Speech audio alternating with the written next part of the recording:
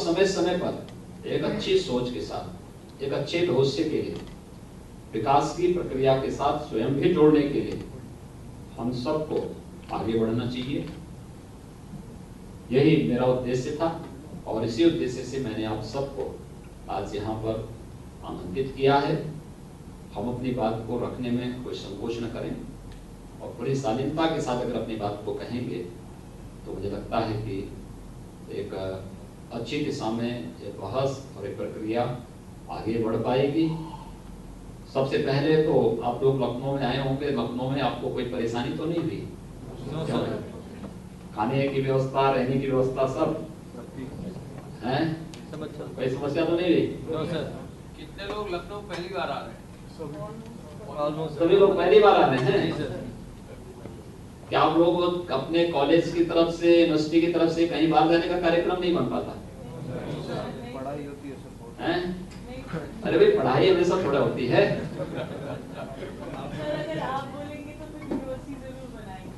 नहीं, कॉलेज देखिए, university college का दायित्व बनता है कि समय समय पर साइट विजिट भी कराया जाना चाहिए। सर असाइनमेंट से भरे पड़े हैं कॉलेज से, कहाँ पर? देखिए आप लोग यहाँ पर आए हैं तो आपके कारण कश्मीर जैसी का मौसम भी यहाँ हो गया है। ऐसा ही मौसम है तो कश्मीर तो ऐसे यहाँ पर भी हो गया है। इसलिए सबसे पहली बात तो ये है कि मैं भी था नहीं, मैं मुंबई से आ रहा हूँ आज सुबह ही। कल मैं मुंबई में था, मुंबई से कल रात्रि को दिल्ली पहुंचा हूँ, दिल्ली से फिर अभी आया हूँ। तो मैंने यहाँ पर अधिकारियों से कहा था कि मैंने कभी देखो बाहर से लोग आएंगे, कोई समस्या ना हो, लेकिन कॉलेज एडमिनिस्ट्रेशन को और विश्वविद्यालयों को भी देखना चाहिए कि समय समय पर अलग अलग स्थानों पर कुछ साइट विजिट होनी चाहिए। हमने अपने मंत्रिमंडल की जब बैठक की और मंत्रिमंडल और अपने जितने सीनियर हमारे प्रशासनिक अधिकारी थे, इन्हें आईएम में लेके गया। मैंने एक भी क्लास अपने सचिवालय में नहीं लगने दी। मैंने कहा सभी लोग आईएम में ही जाएंगे, क्योंकि हर एक चीज का अपना वातावरण होता है और वहां पर जाकर के जो स्थिति पैदा होती है उसका एक अपना अलग माहौल होता है। मैं जानता था, पहले मैंने रखा था कि पहली बैठक हम लोग आईएम में करेंगे, दूसरी बैठक यहाँ पर करेंगे, लेकिन मैंने कहा मैं जब यहाँ बैठक करूंगा तो कोई ना कोई मंत्री फोन के बहाने बाहर निकलेगा और फिर मंत्री तो मंत्री है, ऐसे प्रशासनिक अधिकारियों के साथ भी है। तो हमने कहा सबको आईएम में ही जाओ, वहीं क्लास में सब लोग एक साथ बात करेंगे और आश्चर्य करेंगे, प्रतिदिन प्रत्येक सीटिंग में 11 से 12 घंटे सभी लोग वहां बैठे थे और बहुत अच्छे वातावरण में हम लोगों ने प्रदेश के विकास की बहुत ठोस कार्य योजना के साथ हम लोग आगे बढ़े। वही स्थिति हमारे साथ भी है। आप लोग प्रदेश में रह रहे हैं और अपनी डिग्री लेके वापस जाते, आपके परिवार के लोग, आपके मित्र कभी आपसे पूछते कि आप लखनऊ गए हैं, तो आप में से सभी लोग कहते कि नहीं गए हैं, तो आपके लिए बड़ी वैसी स्थिति पैदा हो जाती। अच्छा हुआ इनको लखनऊ में कोई घुमाने की व्यवस्था की है लोगों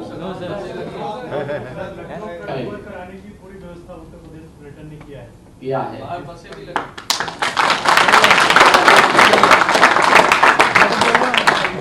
विश्वविद्यालय और जो कॉलेजेस हैं उनको भी कई सप्ताह में नहीं तो महीने में एक बार कराना चाहिए, तो उनके नॉलेज का हिस्सा बनता है। लेकिन जितनी चीजें व्यक्ति थ्योरी के रूप में पढ़ेगा उससे ज्यादा ज्ञान उसको साइट विजिट करने से होगा। अगर उन्हें अलग अलग स्थानों पर ले जाने की व्यवस्था इनको की जानी चाहिए, समय समय पे की जानी चाहिए। खासतौर पर जो हमारे ये संस्थान हैं इन सबको इसके बारे में सोचना चाहिए और उसके बारे में एक कार्य योजना बननी चाहिए कि अलग अलग स्थानों पर इन्हें ले जा करके महीने में अलग अलग ग्रुप को अलग अलग जगहों पर ले जा करके एक इंटरेक्शन भी किया जाना चाहिए। मैं एक इंस्टीट्यूट का, एक इंस्टीट्यूशन से जुड़े हुए छात्र छात्राओं का दूसरे इंस्टीट्यूशन से जुड़े हुए छात्र छात्राओं के साथ, एक विश्वविद्यालय का दूसरे विश्वविद्यालय के साथ इंटरेक्शन के कार्यक्रम बनने चाहिए। और अच्छा होगा लखनऊ में भी लोगों को एक बार विजिट करा करके लखनऊ भी दिखाया जाना चाहिए, अलग अलग जगह दिखाना चाहिए। ये लोग जाएं, देखें कैसे विकास की प्रक्रिया के साथ ये लोग भी आगे बढ़ सकते हैं और बहुत सारे इनोवेटिव आइडियाज इनके पास होंगे। हम उस का लाभ भी ले सकते हैं। नए लड़के हैं, नौजवान लड़के हैं, नई सोच के साथ आगे बढ़ रहे हैं, बहुत सारी चीजें लोग नए आइडियाज दे सकते हैं। मुझे बहुत प्रसन्नता है आप सबसे मिलकर के। तो एक तो इसके बारे में यहाँ पर ये लोग, यहाँ लखनऊ में तो हम इसकी व्यवस्था कराएंगे, लेकिन हम लोग प्रयास करेंगे कि आपके कॉलेज और आपका जो विश्वविद्यालय है वह भी समय समय पर इस प्रकार का अरेंजमेंट करते हुए साल भर में कुछ अलग अलग स्थानों पर साइट विजिट की तैयारी करें। आप में से कितने लोग दिल्ली में संसद भवन देखे हैं?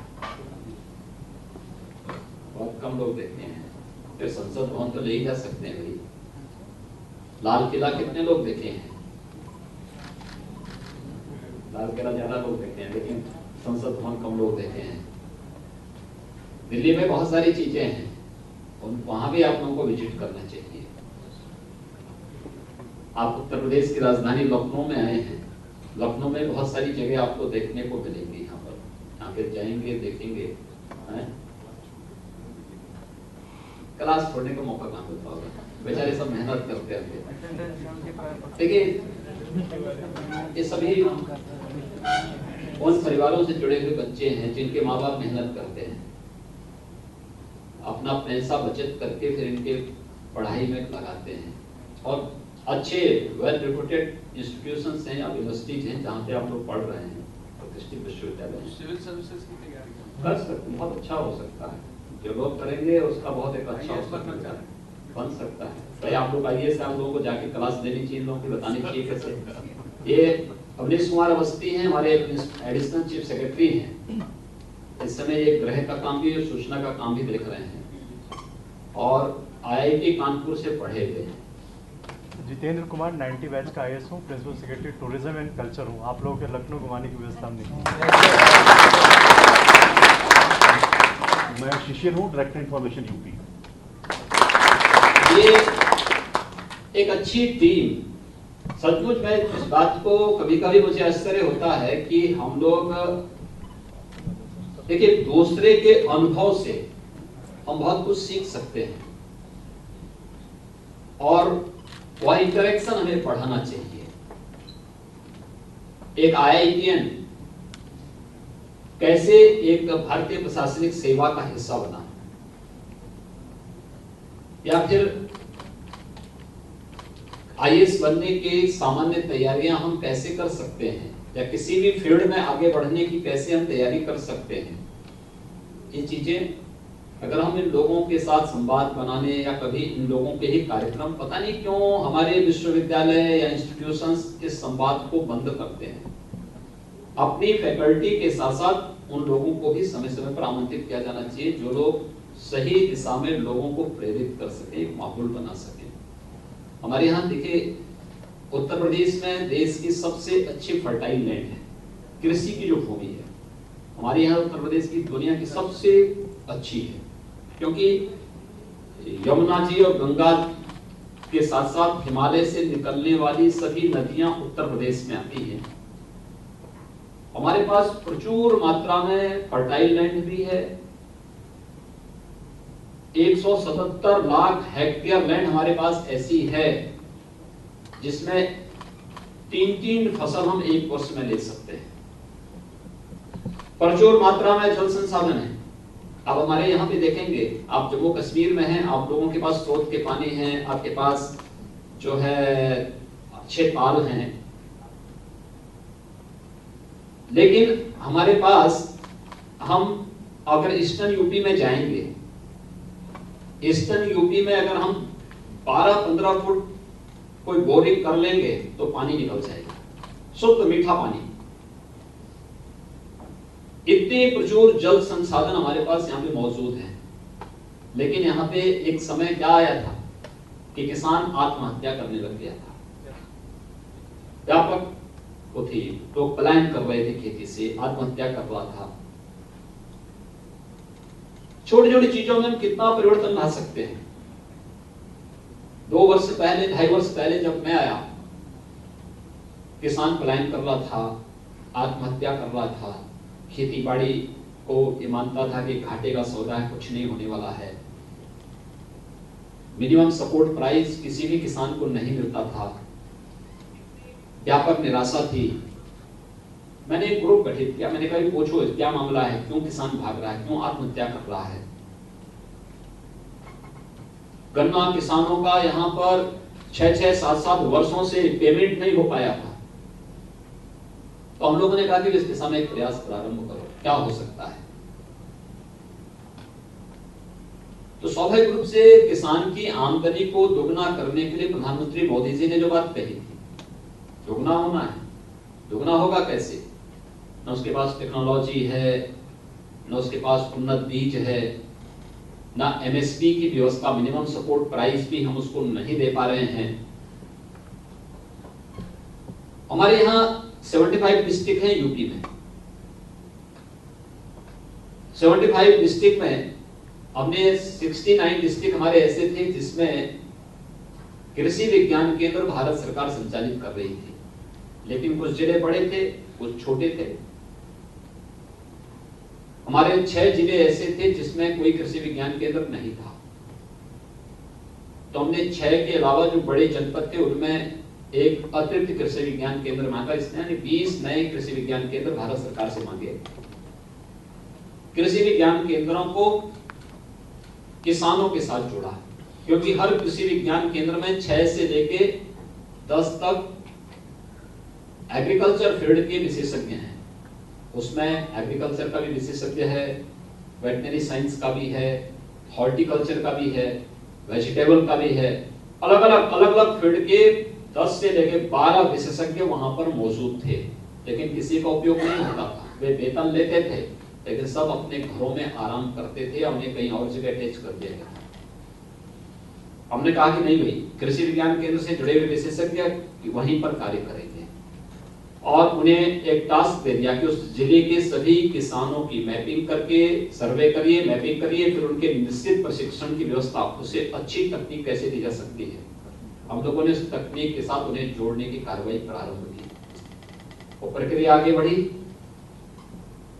उसके बाद कृषि विज्ञान केंद्रों को अपने कार्यक्रम को आगे बढ़ाने के लिए कृषि विश्वविद्यालयों के साथ जोड़ना था। हमारे पास यूपी में 4 कृषि विश्वविद्यालय स्टेट गवर्नमेंट चलाती है, एक निजी क्षेत्र का कृषि विश्वविद्यालय है जिसको सरकार फाइनेंस करती है, और 2 सेंट्रल गवर्नमेंट कृषि विश्वविद्यालय यूपी में चलाती है। यानी 7 कृषि विश्वविद्यालय थी। इन सबकी जवाबदेही तय करती कि सभी लोग मिलकर के कृषि विज्ञान केंद्रों को अपने साथ जोड़ेंगे और इस प्रक्रिया को आगे बढ़ाएंगे। 2.5 वर्ष के अंदर हम लोगों ने अकेले गन्ना किसानों का 74,000 करोड़ रुपए का गन्ना मूल्य का भुगतान कराया है। आप सोचिए, किसानों को समय पे भुगतान मिल जाना। कोई किसान धरना प्रदर्शन आज के दिन पे नहीं कर रहा है। प्रोक्योरमेंट की पॉलिसी बनाई, किसान उत्पादन करेगा, हम उसको खरीदेंगे, या तो मार्केट में उससे अच्छा दाम मिले, नहीं तो सरकार उसे खरीदेगी। हमने इस प्रक्रिया को आगे बढ़ाया। आज परिणाम क्या है कि देश के अंदर खाद्यान्न उत्पादन में उत्तर प्रदेश नंबर 1 पर है, जो पीछे